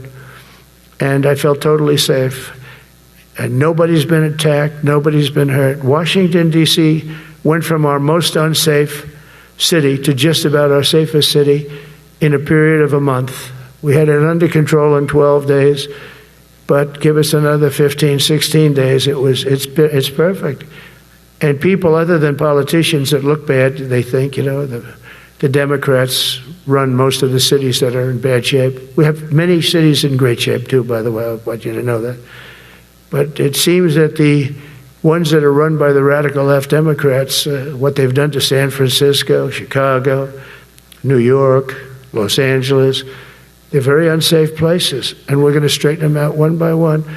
And this is going to be a major part for some of the people in this room. That's a war, too. It's a war from within. Controlling the physical territory of our border is essential to national security. We can't let these people in. We had no people enter in the last 4 months. 0. Even I can't believe that. We had millions coming in, pouring in. 25 million all told. And of those 25 million, many of them should never be in our country. They would take their worst people and their people from prisons and jail, and they'd put them in a caravan, and they'd walk up. CNN was interviewing one person. Oh, why are you coming? I want freedom. Good. Were you in jail? Yes. For what? Murder. I said, you had to see this anchor, a young woman. She's like, I couldn't believe. She'll probably lose her job. But because the left doesn't want to hear that. But we're running it based on common sense and based on love of our country. But I want to salute every service member who has helped us carry out this critical mission. It's really a very important mission. And I told Pete, we should use some of these dangerous cities as training grounds for our military, National Guard, but military. Because we're going into Chicago very soon. That's a big city with an incompetent governor, stupid governor, stupid. They threw him out of his family business. He was so stupid. I know the family. He becomes governor. He's got money. Not money that he made, but he ran for governor, he won, and now he criticizes us all the time. And last week they had 11 people murdered, 44 people shot. The week before that they had 5 people murdered, 28 people shot. Every weekend they lose 5, 6. If they lose 5, they're considering it a great week. They shouldn't lose any. You shouldn't lose any. This is civilization. And he's always up there saying, we're in very good shape. We don't need the military. No, they need the military desperately. How about Portland? Portland, Oregon, where it looks like a war zone. And I get a call from the liberal governor. Sir, please don't come in. We don't need you. I said, well, unless they're playing false tapes, this looked like World War II. Your place is burning down. I mean, you must be kidding. Sir, we have it under control. I said, you don't have it under control, Governor, but I'll check it, and I'll call you back. I called her back. I said, this place is a nightmare. It's certainly not the biggest, but it's one of the worst. It's brutal. They go after our ICE people, who are great patriots and tough job too, but they love it. They love it because they're cleaning up our country. And so you look at some of the things where they took over parts of Seattle. They actually took over a big percentage of Seattle. Think of that. You remember that. That was a while ago.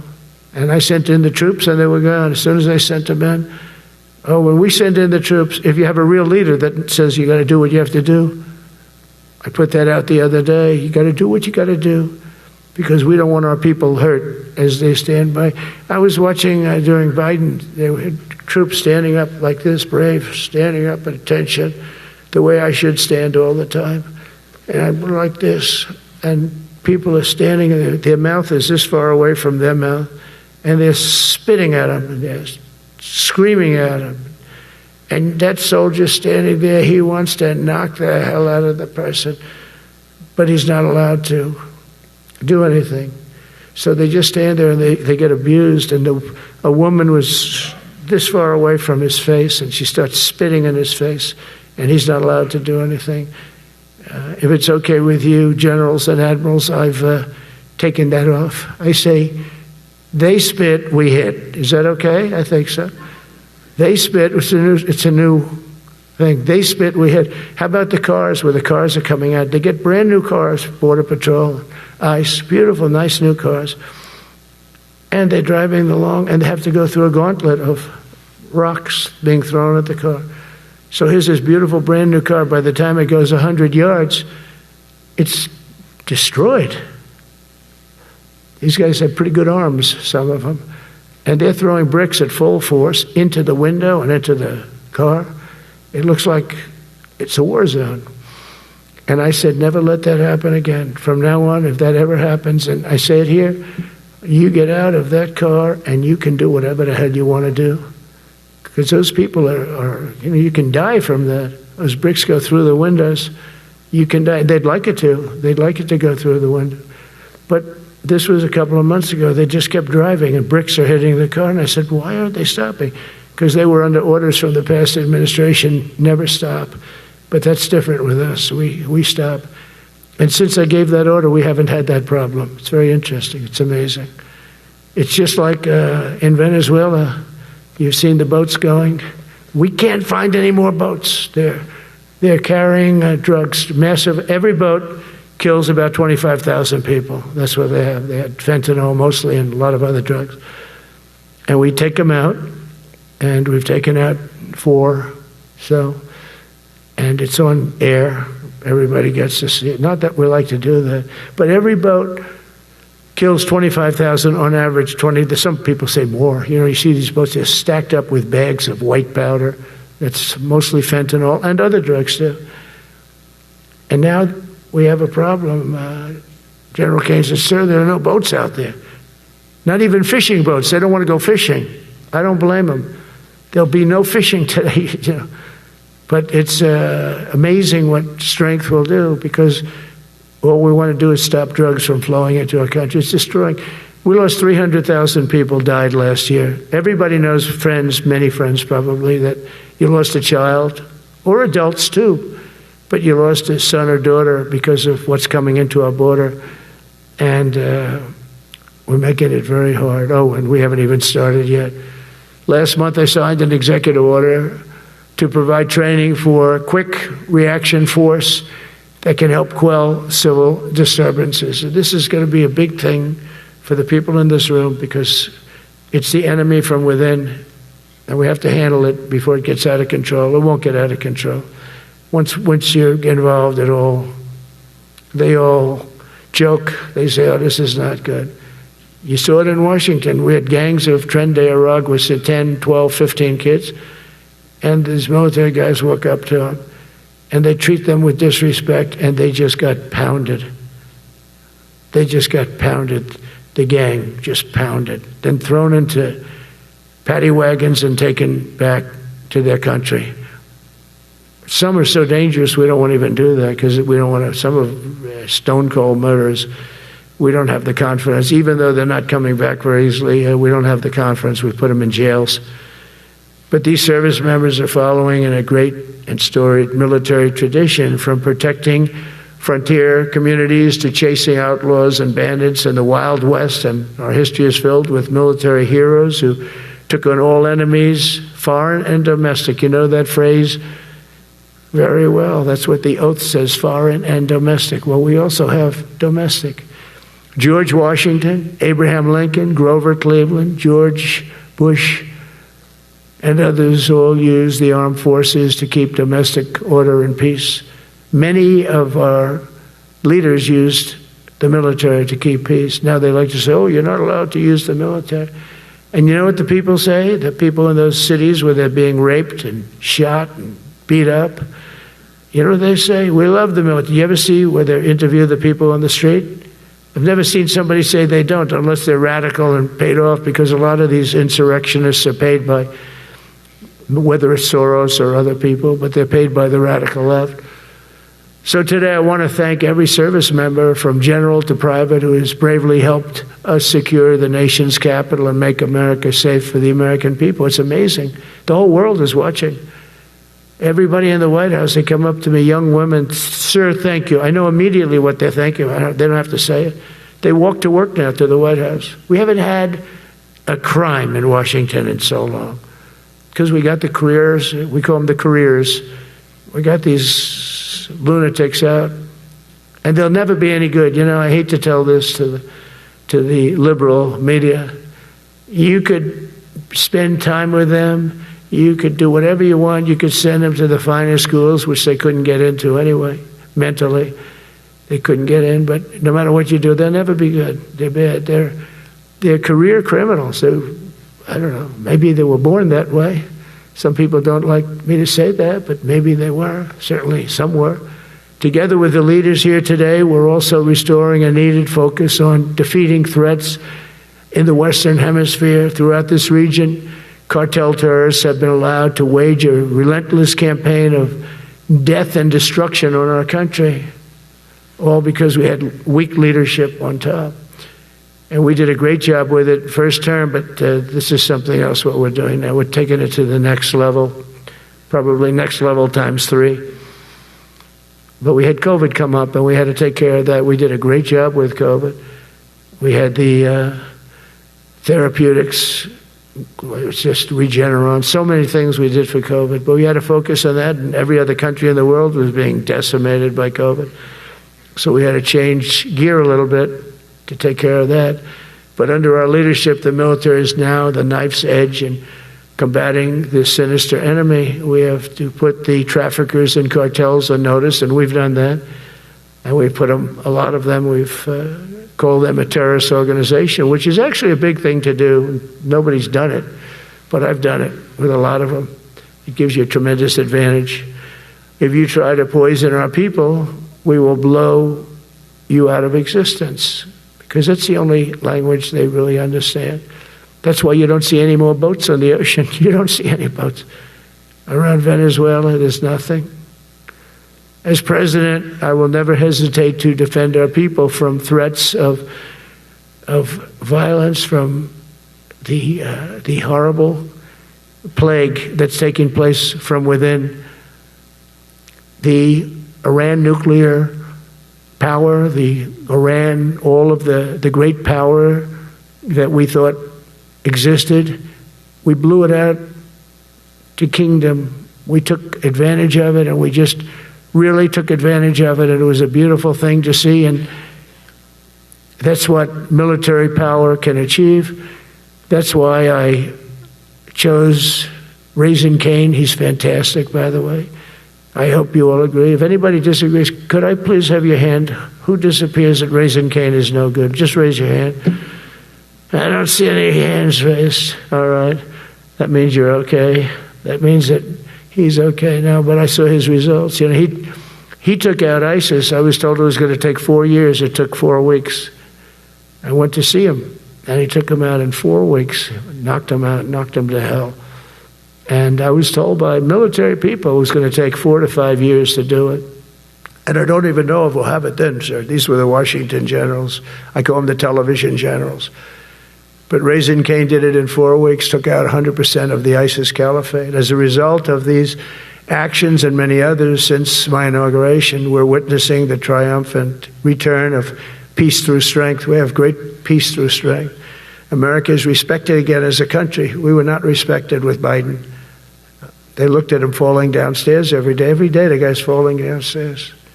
He said, it's not our president. We can't have it. I'm very careful, you know, when I walk downstairs, like I'm on stairs, like these stairs, I walk very slowly. Nobody has to set a record. Just try not to fall, because it doesn't work out well. A few of our presidents have fallen, and it became a part of their legacy. We don't want that. You walk nice and easy. You don't have to set any record. Be cool. Be cool when you walk down, but don't bop down the stairs. So one thing with Obama, I had zero respect for him as a president, but he would bop down those stairs. I've never said, da-da-da-da-da-da, bop, bop, bop. He'd go down the stairs, wouldn't hold on. I said, it's great. I don't want to do it. I guess I could do it. But eventually, bad things are going to happen. And it only takes once. But he did a lousy job as president. A year ago, we were a dead country. We were dead. This country was going to hell. We were dead in every way, from immigration to military. We didn't have the weapons. We were given everything to Ukraine. We had nothing. And by the way, I have to tell you, now, as you know, I went over and I met with NATO, and NATO raised from 2 to 5, which everyone said 5% of GDP. Millions and now trillions of dollars are pouring in. They didn't pay the 2% because they know we were there to pay it. And now they paid the 5%. That's trillions of dollars. And we're not spending any money on that war, not 10 cents. We sell our equipment to NATO. NATO pays us for the equipment, and they give it to Ukraine or whoever they give it to. They can keep it, but we're not involved. We have no money going out. Biden gave $350 billion. Not sustainable. $350 billion. And we have a war that should have never started. But we're not doing that anymore. So I just want you to know we're selling equipment. Our people are buying equipment. They are buying the equipment at full price, a fair price. So I don't want to say we're making money, because I don't want to be making money on a war. It's too many people dying. They're losing 7,000 soldiers a week. A lot of them are Russian soldiers, but between the two countries, mostly soldiers, by the way. Sometimes, you know, in Kiev, they'll lob a missile in or some drones in, kill some people. But mostly it's soldiers. Russia and Ukraine are losing 7,000 souls. And, you know, they're not American. They're not us. They're not you. We have a special obligation. But they're soldiers. They're young people. They leave their parents. They wave goodbye. And then 2 days later, they're blown up so unnecessarily. And so that's the primary reason I want to get it done. We got to get it done. It's crazy what's going on. That's the worst war that there's been since World War II. The number of soldiers that are being killed there is just crazy. From 5,000 to 7,000 soldiers die a week. Think of that. So I think we'll get that done. But that's turned out to be the toughest one. I'm so disappointed in President Putin. I thought he would get this thing over with. He should have had that war done in a week. And I said to him, you don't look good. You're 4 years fighting a war that should have taken a week. Are you a paper tiger? And it's a shame, but I think eventually we'll get that one done, just like in theory, I want to knock on wood, because you never know. It's like we're going to have the Middle East done, which is actually a much harder thing to do. I mean, thousands of years, but we have to get that war done. So now just think of it, we're a dead country. I was with the King of Saudi Arabia, a great guy. I was with the Emir of Qatar. I was with the great leadership of UAE. I was over there. We brought back $2 trillion and more. They ordered 200 planes, Boeings. They ordered so much, and they were great. But they all said essentially the same thing. They said, 1 year ago, you were a dead country, and now you're the hottest country anywhere in the world. We're the hottest country in the world right now. The absolute hottest country in the world. There's nobody even close. Putin said that to me. We met in Alaska, had a good meeting. Then he went back and started sending drones into Kiev. I thought we had a good meeting. But it's one of those things. But we were a dead country a year ago, and now we're the hottest country anywhere in the world. Think of that. You can be proud of that. And you must have felt like hell when you have a wife or a husband at home, and you used to read the numbers that we can't get people to join the Army, Navy, Air Force, Marines, Coast Guard. You must have felt like, I have a job that nobody wants. That doesn't feel good. Well, now you have a job that is brimming over with people wanting it. They want it. And you're able to get a much higher quality because now you have your choice. You want so many. And we're going to have many, many people that aren't going to be able to join because of the fact that we don't need them at this moment. But think of it, what a difference that is from, I could just imagine 2 years ago, you're reading front page articles in the New York Times, of course, and Wall Street Journal. They always give us unfair stories. But they played it so big. They were playing it so big. Nobody wants to join the Army, the Marines, the Air Force. They don't want to join. They don't want to join the Coast Guard at all. Nobody wants to join. Nobody wants to join our police forces. Our police forces also. It almost went hand in hand. And I used to say, boy, I'm speaking in front of the military today, and it's embarrassing because I'm speaking in front of people who have a job that other people don't want, but now you have a job that everybody wants. So I think that has to make you feel good. It's one of the reasons I love being here today, because I wanted to say that. I have to say that. Everybody wants to be in the Army, the Navy, the Air Force, the Marines. If you think the Coast Guard and Space Force, our beautiful Space Force, it's a whole different world. And now they're signing up, by the way, seriously big numbers for the police. Dangerous job, isn't it? Huh? Fire department. But that's paving the way for progress once thought almost impossible. I mean, a year ago, you wouldn't have thought that was possible. A year ago, they were talking about making the military smaller because they can't get the people to join. We're thinking about making it larger because we have so many people. And it's nice to be able to cut people because of merit that aren't really qualified for any reason, a physical reason, a mental reason. You don't have to take them anymore because you have the pick of the litter. And they all want to be with you. They all want your job. They want to be with you. They want to work with you. They'll even take your job, Got to be a little bit sharp. You got to watch it. But everybody wants to be doing what you're doing now. What a difference. When I speak to you, and I can say that as opposed to a couple of years ago when I was talking to rooms where they were desperate to get people and they couldn't get them. What a difference a presidential election can make. That's all it is. It's just a presidential election. Yesterday at the White House, we put forward a plan for peace in Gaza. We announced it, and we're going to create something that was my idea, but unfortunately I got drafted. It's going to be called the Board of Peace, and it's going to reign over that territory, and we're going to get that done. And they asked if I'd be the chairman of the Board of Peace. I wasn't counting on that. I had the idea for the Board of Peace. But I said yes, and I guess because of that, every leader, everybody wants to be on the board of peace. And we're going to watch over that very volatile part of the world and keep it non-volatile so you don't have to get involved. We want to save you for other things or save you for nothing from that standpoint. We don't want you fighting wars, but if you have to, you're the most lethal fighting force in the world. And I would say that even 2-3 years ago, but now I say it with great enthusiasm. It's so true. And we're striving tirelessly to end the terrible war in Ukraine.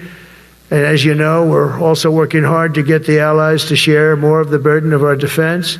Much of that has really already taken place. But all NATO members have committed to the increase that I talked about. Think of that. That was unthinkable.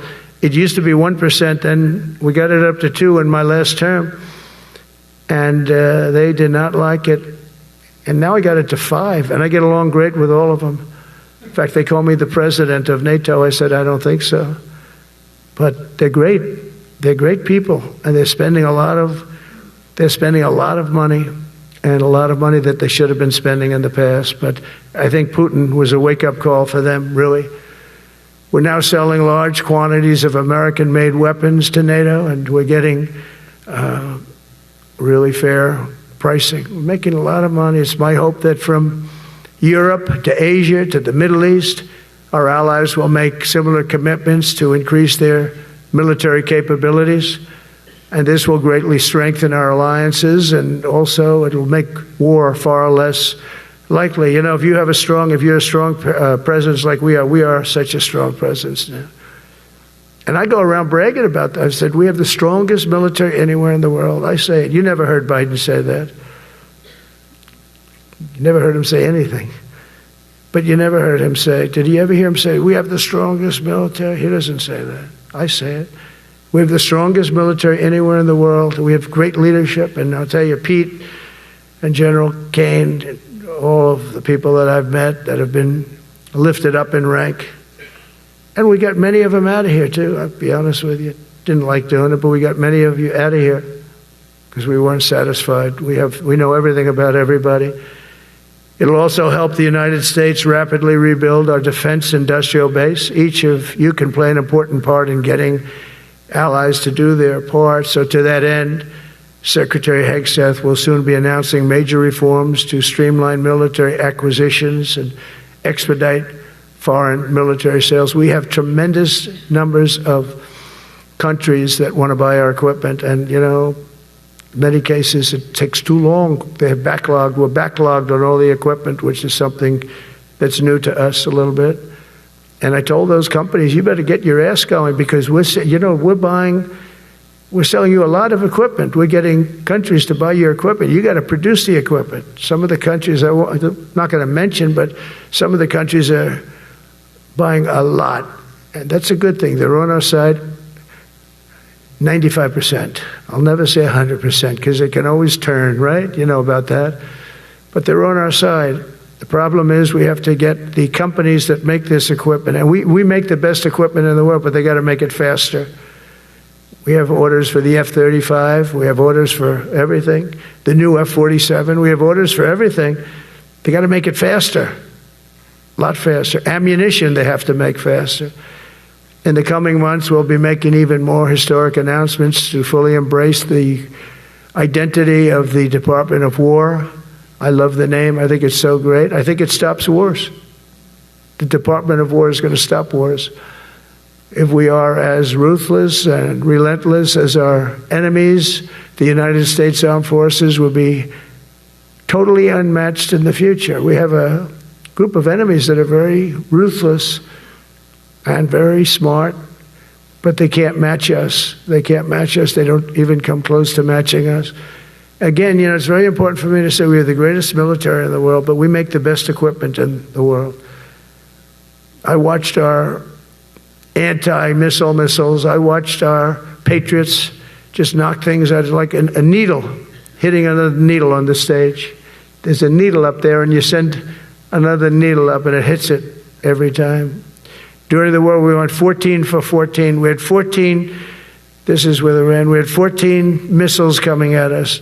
All 14 were knocked out of the sky, every one of them. We make the best equipment. From Sparta to Rome, to the British Empire, to the United States of America, history has shown that military supremacy has never been simply a matter of money or manpower. At the end of the day, it is the culture, spirit of our military that truly sets us apart from any other nation. Our ultimate strength will always come from the fierce people and those brilliant people with such pride and the unbending will and the traditions of excellence that have made us the most unstoppable force ever to walk the face of the earth. And that's what we are. Remember, we never want to use it, but we have the most powerful nuclear capability, and I call it nuclear deterrent of any other country. Nobody close. The men and women in this room inherit the legacy built and won by Washington and Jackson, Grant and Pershing, Eisenhower and Patton, Nimitz and LeMay. We carry forward the majestic military heritage passed down from father to son, soldier to soldier, and one generation of warriors to the next. You are warriors, you know that, right? You're great warriors, or you wouldn't be in this room. You're the best of the best. From Concord Bridge to Fort McHenry, from Gettysburg to Manila Bay, from Normandy to Sicily, and from the jungles of Vietnam to the dusty streets of Baghdad, America's military has charged into hellfire, climbed up jagged mountains, crossed roaring oceans, and thundered across open deserts to defend our flag, our freedom, and our homeland. Nobody does it like you. Now we are discovering American muscle, reasserting American might, and beginning the next story chapter in American military legends and lore. That's L-O-R-E. It is lore. When it comes to defending our way of life, nothing will slow us. No enemy will stop us. They cannot stop us. And no adversary will stand in our way. They won't stand in our way. We don't want them to stand in our way. We don't want to even put them in that position, but they're not going to stand in our way ever again. You'll never see 4 years like we had with Biden and that group of incompetent people that ran this country that should have never been there. Because we are the United States military, the best, the boldest, the bravest that the world has ever seen, that the world has ever known. With leaders like we have right here in this beautiful room today, we will vanquish every danger and crush every threat to our freedom in every generation to come, because we will fight, fight, fight, and we will win, win, win. I want to just thank you once again, and God bless the United States military, and God bless America. God bless you all. Thank you very much. Thank you.